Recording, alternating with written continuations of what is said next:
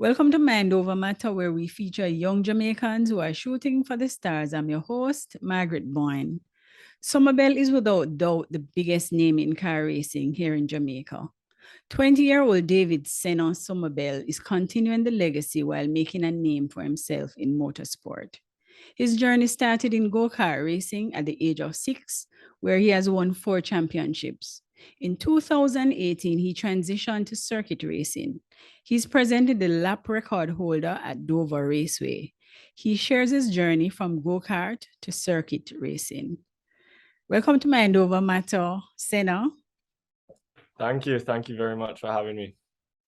Yes, man, you have two of the most famous names in motorsport, locally and internationally. Summerbell in Jamaica. If you haven't heard the name in motorsport, then you're under a rock. And if that wasn't enough, you were named after the great Brazilian Formula One world champion, Ayrton Senna. Was it inevitable that you'd be in racing, Senna? I mean, pretty much. I mean, in the family that I've grown up in, everyone loves race cars. My dad, my auntie, my sister, even my mom, everyone is into race cars. I mean, yeah, it was kind of inevitable for sure that I ended up in this kind of career. What was it like growing up in a family of racing car drivers? I mean, it was great. I got my first go-kart when I was about 6, and that was the age you're legally allowed to race a go-kart. And that's when I started. And I mean, I just had so much advice and help from everyone in the family, and I think that's what's gotten me to the level I am at today, you know? Mm-hmm. But the Summerbell name, though, Senna, it carries a lot of weight. Does it carry a lot of pressure? I mean, well, that's one of the bad things of it is, um, even like I can give you an example. When I started racing cars at Dover, um, it was my first time ever in a race car, and just the stuff you were hearing from like the spectators and stuff, like putting all this expectation on you to try and like win your first ever race. Like they're like, it's in your blood, make sure you win. Um, yeah, it's definitely a lot of pressure on your name. Yeah, but you started go-kart at 6 years old. No, I can't imagine a 6-year-old child in a go-kart racing. I mean, what was that like?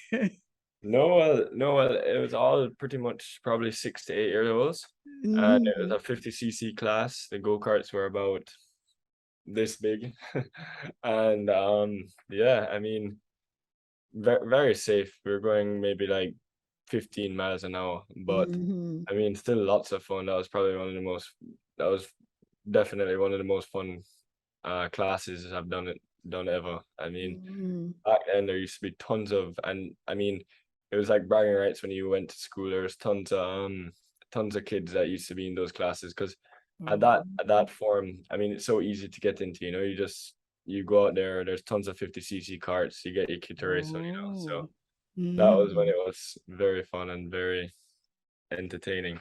Okay. So you represented Jamaica as well. Yes, I have a couple of times. Mhm. One of the biggest ones were the World Championships in 2017, which I got selected by Jamaica to race for them. Mhm. And I mean, it went well. It was an honor to put Jamaica on the racing map, you know. I Mhm. finished 5th in the World Championships, which was good. Um, Mhm. I won the Caribbean Championships in go-karts. Um, I've also done a couple Florida races in go-karts for Jamaica. And right now I'm currently racing in the Radical Caribbean Championship, which I'm running third right now.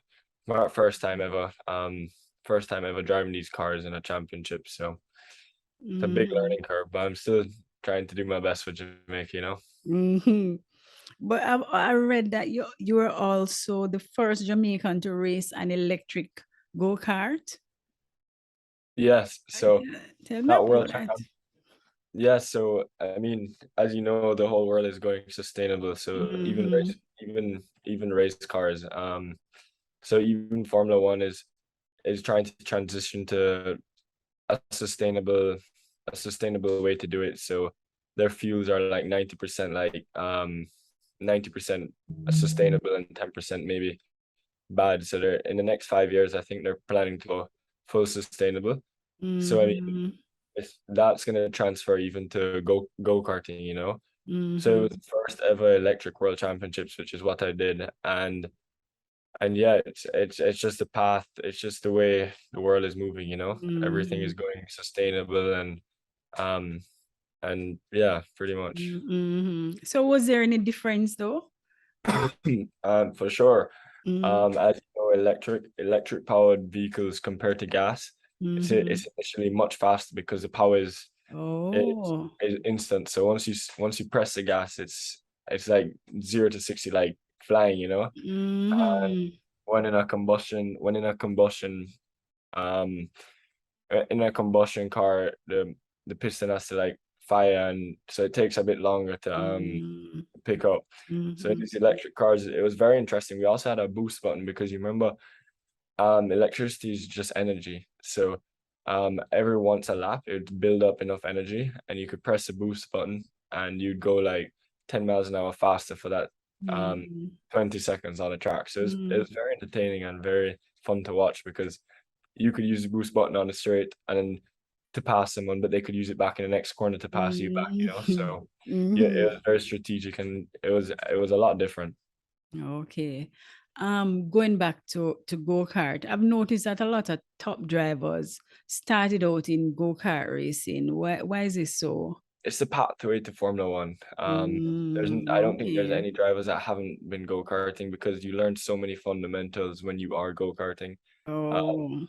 Driving is Mhm. all about like being smooth and and throttle control, how you're applying the brakes, and it all transfers over into race cars when you leaving from go-karts to race cars. Mhm. Mhm. Yes, it all transfers over the way you drive, the way you step on the brake, the way how Mhm. hard you're steering, how tire management comes into play. So it builds you up. It's like prep school, and then Mhm. race cars are like high school. You know, you're Mhm. stepping up the ladder. Mhm. So you moved on to racing cars in 2018.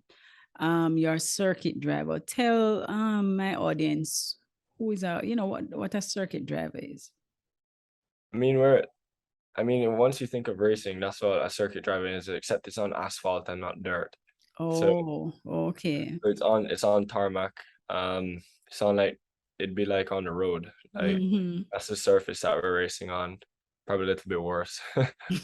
But um but yeah, that's pretty much what circuit racing is, and it's whoever finishes first. That's everyone's goal is you Mm-hmm. cross the line first to win the race, you know. Okay.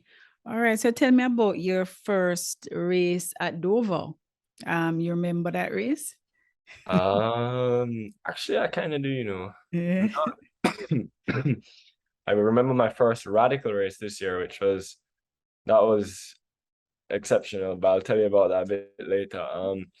No, the first Dover race I did, pretty much like 2 weeks before the race, one of my dad's good friends, Stephen Gunter, just shows up at my house and says, "By the way, um, I know your grandfather, I know your dad, needs to take this step, and I'm gonna do it for them, like to get you in a race car." So I was like, seriously? Like so excited. He's like, Senna, I'm gonna get a race car prepared for you for the next 2 weeks with Bobby Marshall.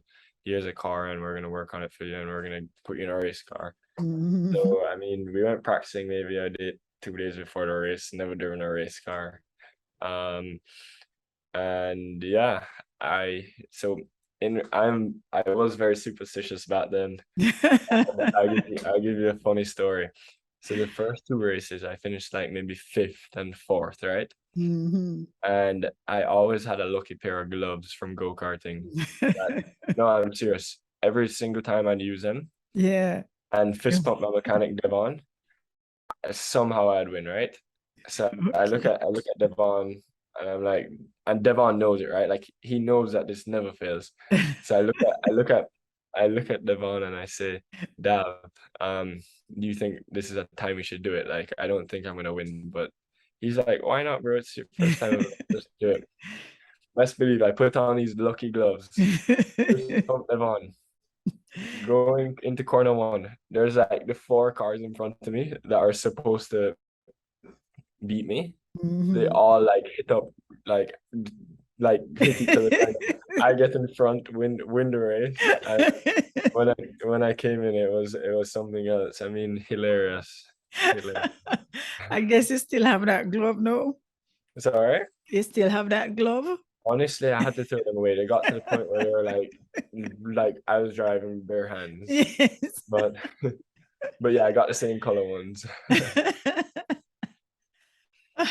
So what is training like though? I mean, right now I'm in Canada doing school. But race car driving is such a mentally like hard and physically hard sport, because when you think about it, if you are your life is always on the line driving a race car. I mean, you're going at speeds that like you can't even process. Like I can't even describe to you how fast I'm going in my race car now. And the second you physically can't, the second you have to say I'm getting tired, that's when you're more likely to crash. So I mean, it's a very hard like so I'm always in the gym up here trying to stay physically in shape. I have a simulator which I practice on quite often, which that's mental, because you're training yourself to be able to drive the amount of laps in a race. You're training yourself to be focused for that amount of period of time. And the focus that's required for those maybe 15 laps is like a focus that is incredible. I mean, those 15 laps you're racing, you don't even have another thought in mind, because it really is, it's the second you're not there, something can happen, you know. So training is very important to keep you at that standard and keep you at that physical and mental standard to not crash and to do well, you know. But talking about accidents, you have had accidents? I've been very lucky so far in my race car career. I've had one little accident where my front tire broke off and I hit a wall, but in my old race car, we weren't really going that fast. I mean, it wasn't seriously fast. I mean, I've had some spin outs, some brake losses, but nothing to any bad extent. My worst accident has been in a go-kart, actually, where I flipped and I skated maybe 100 meters on my head. Thank God for the helmet. Skating all the way down the track because I flipped. So if I was in the go-kart, this guy spun out, I hit him and I got like just sent like a like a gunshot. So yeah, I mean, if you're a mom, I'm sure you like yes, my mom is like trembling at every race, hates, like super scared, but yeah, it's just one of those risks you have to take, like when you love something, you know. So how do you get back in the car after, you know, that kind of an accident? So my dad has this philosophy where if I even spin out, so this is funny. Right now I'm driving like the fastest car in Jamaica. So I drive the fastest car on a track in Jamaica. It has a lap record at Dover, so that's what I would consider it.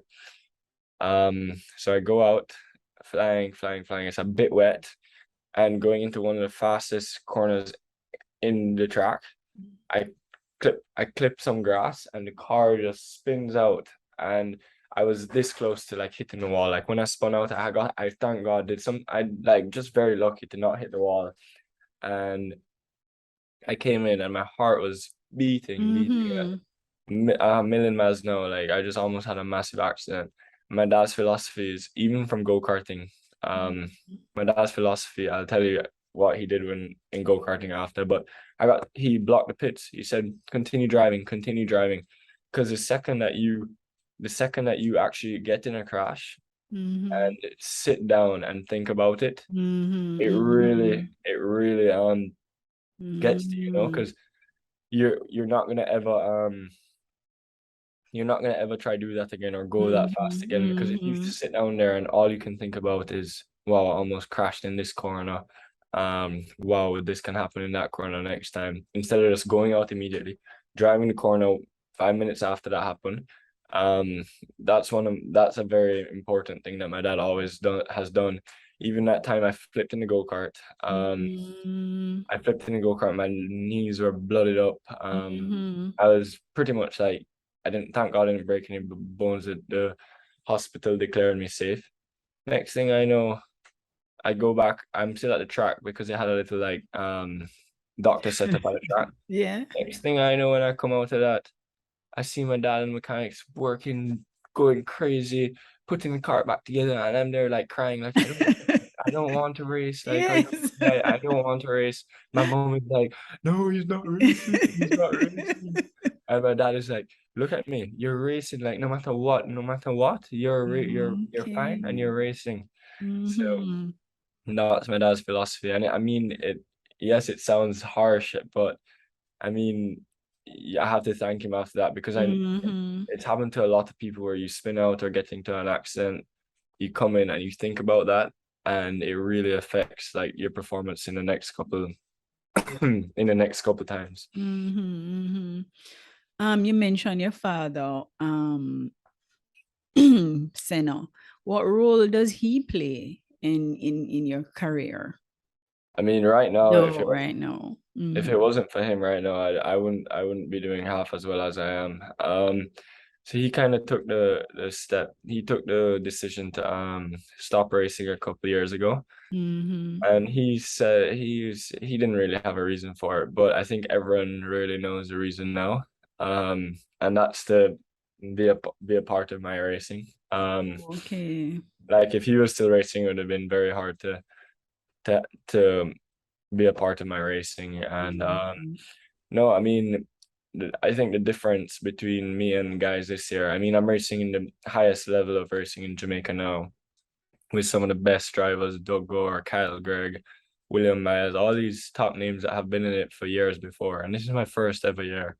And the difference is that dad has a different, he's done so much racing in his life. He has even from outside of the car, he has a whole different perspective on everything than everyone else. I mean, up to last race, my mechanics are phenomenal, by the way. That's been the difference this year. But up to last race, I'll give you an example of how my dad works. Going out into the last race, we always bleed my brakes before the race, and so when you bleed it, you crack open, like you wrench open a screw, which is called a nipple, and they put a tube on it and sucks out the brake, and they pour more brake fluid into one of the seals, and I pump, and then it comes back out through there. So you turn this nipple, it broke off, and the threading was still inside, and everyone on the team was like, it's over, like we can't race the last race today. You've done well, you won the first two races, it's over. And I see my dad going nuts. He's in the toolbox going nuts, like nobody knows what's going on. Even my mechanic, one of the best in Jamaica, he's like, right. There's no way. I'm looking in my rearview mirror because I have a mirror right here, so I can kind of see what's going on behind me. All I see is him put this screw in there. Bam! And the screw drops in, and all I hear is boom, boom, boom.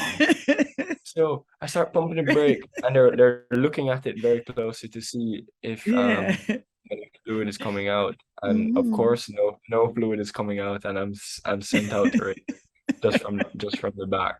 So yeah, he's incredible. He never gives up. He's always looking for something to give me that advantage over anyone else, and that's what's been the difference this year. So I have to thank him for that. Okay. I really wouldn't say back in the day. There used to be this friendly rivalry between your father, David Summerbell Jr. and Doug Gore. Yeah. No, I've had Tommy Gore on the program before. Does that continue between you and Tommy? I mean, yeah, it will someday soon. I mean, we did race in go-kart. We did race in go-karting Okay. when we were kids. However, I'm a little older than him. I think I'm 2 years older than him. So I Mm-hmm, mean, I always have a little bit more experience than him mm-hmm. in go-karting, because I mean go-karting is it has a lot to do with age. Like 2 years of experience in go-karting is kind of a lot. So but in the last 2 years, Tommy has really he's really grown as a driver, and he's really, in my opinion, doing very well. And Mm-hmm. yes, he's definitely gonna, when he moves up to my class, he's definitely gonna be one of the competitors that I will have to have an eye on, you know. Well, I recently went to an event at Dover, my first car race thing. I didn't know that you had such a big following down there, man. So much people. I didn't know car racing was Yeah, so popular. no, when you think about it like this, ever half the cars in Jamaica you see they're modified. I mean, they're big rims, muffler, Mhm. tinted windows, like um tuned up cars. So when you think about it like that, cars have a lot of following in Jamaica. So because everyone wants to have the fastest car. Mhm.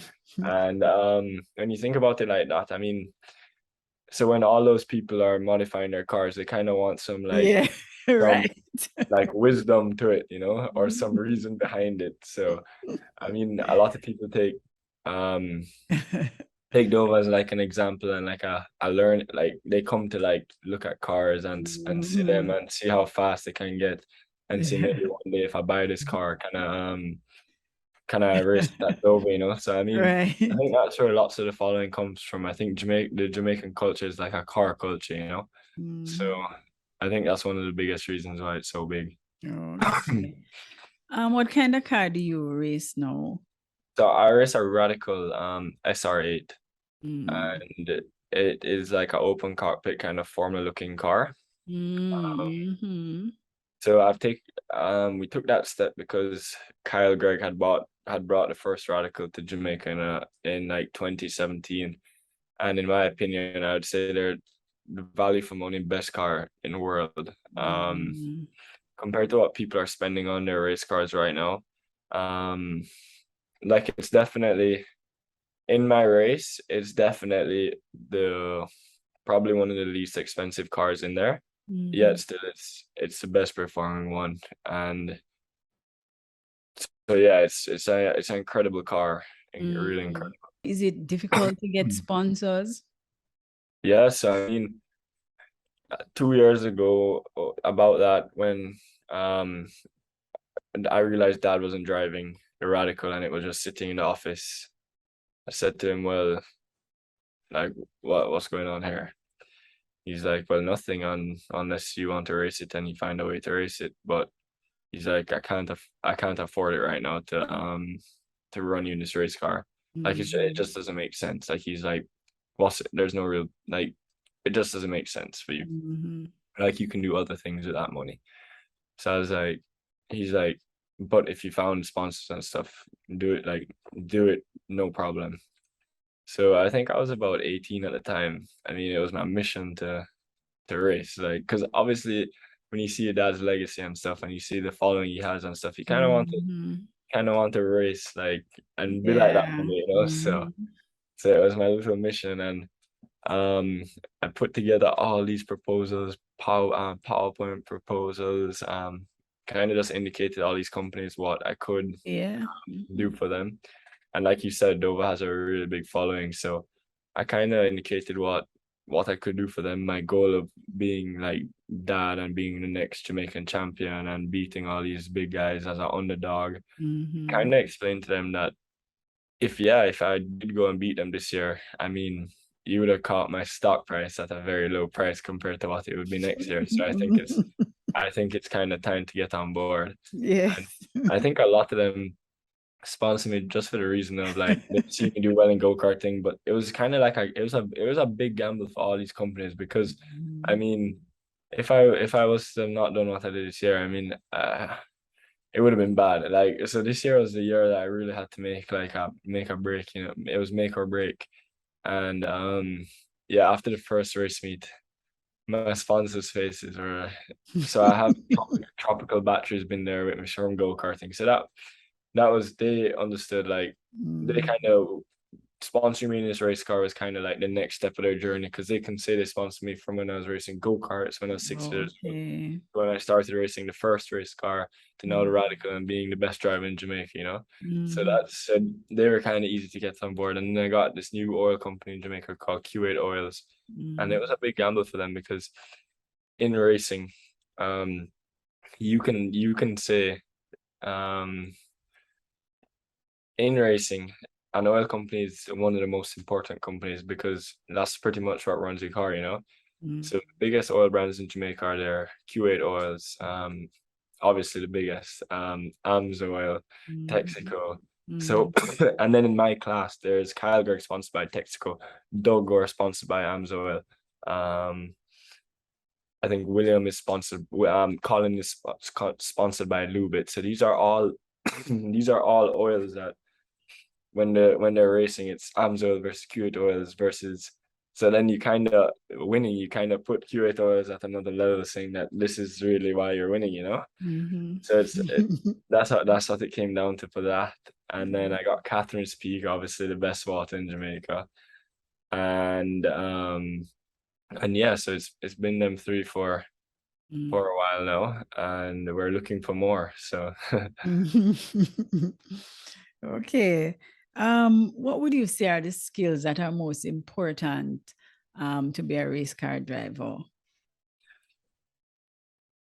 I would say one of the most important skills is just being able to get yourself into that zone. One of the mechanics that recently came down told my mom that I was one of the hardest people initially to get focused, like to get into that zone. But he says when Senna gets into that zone, he's never seen anyone get into that zone like that in his life before. He's like, and that zone is pretty much what you need to be a race car driver. Like I told you earlier, there's so many aspects to it where if you're not in that zone, so many different stuff can happen. So being able to get into that zone and like my dad, never giving up, you know. Always trying to find a way to do better. So you now hold the Dover lap record, and I think that your father held that record at some point as well. Yeah, I mean that was Yeah, that was one of the things that Dad always strived to do. I mean, Dover was kind of like his track, like he not his track, but he thought of it that way. Like it's always been his like. Yes. There's honestly no one in Jamaica that I would say knows that track as well as Dad. And it's a proud thing for him to have the track record.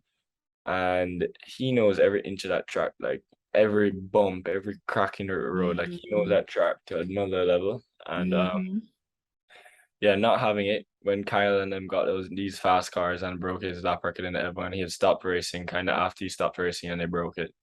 I mean, I think it was really getting to him, you know, like geez, like all that effort, and then as I quit racing, the track record is now broken. And yeah, so I know setting the track record, that was like, it was probably my proudest moment in my life so far. Because like I said, it meant so much to my dad and so much to my family to have the track record back in the Summerbell name.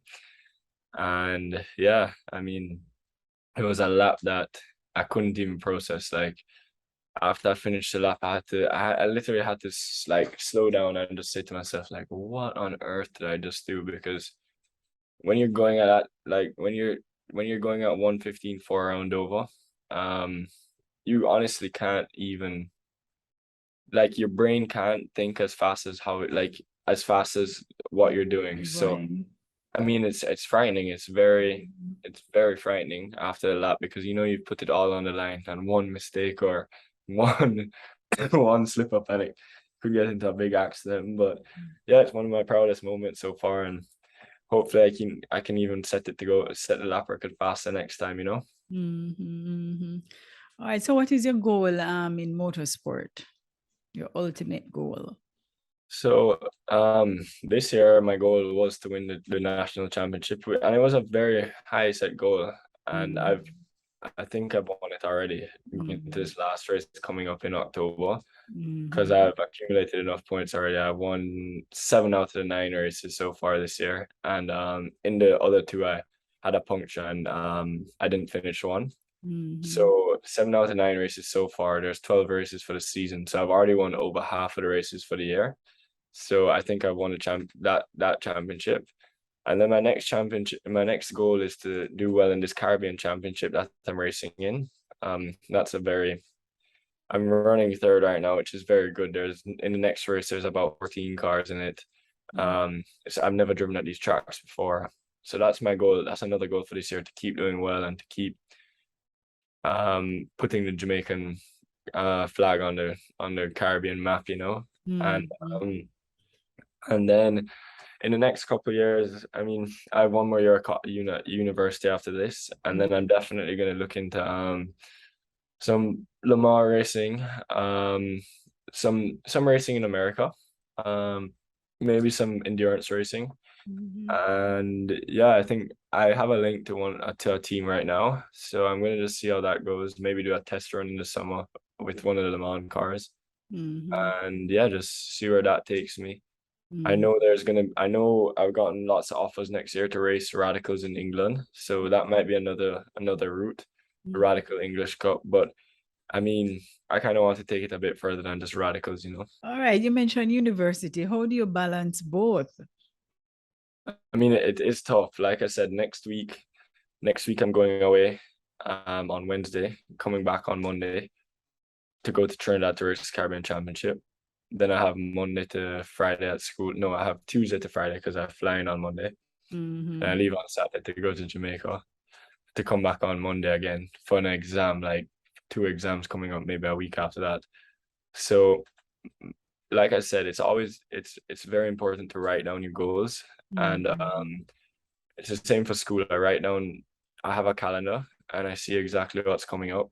And like even after this meeting, I'm going to be doing work and trying to finish work that's due ahead of time. And it has been very hard because, you know, university is tough, and it does take. I mean, I'm not the smartest kid, but for me it's not very easy for me either. And the way I've done really well in university, and it's just because I've had a good time management system and always setting about a good enough time to do all my work, you know. So I've also even found an old iPad that I had from long ago, and I've started to like because I know it's going to be hard, like racing, to have this big laptop with me, like to study. So I started doing for this semester, for this 2 weeks coming up, every single thing I read in my book right now, I've been making flashcards on my iPad. So even the airport just flying, it's going to be very easy to be studying at the same time, you know. All right, you seem to have it all worked out. But before I leave, Senna, leave a message for young people here. No, like I said, it's always good to set your goals and know where you want to end up, because even for me, it's always been it's hard when you don't know what you want, and time management is a big thing to be successful, and just setting your goals and never giving up on them and just keep striving for them. I still can't really tell you that message fully because I'm still striving for my goals. That's right. But I mean, it's definitely a message that I think has helped me in the past, and I mean, hopefully it keeps helping me in the future. You know, just set your goals and go for them. Senna, it was great talking to you. I really enjoyed it, and it was a pleasure having you. It was a pleasure talking to you. Thank you very much for having me.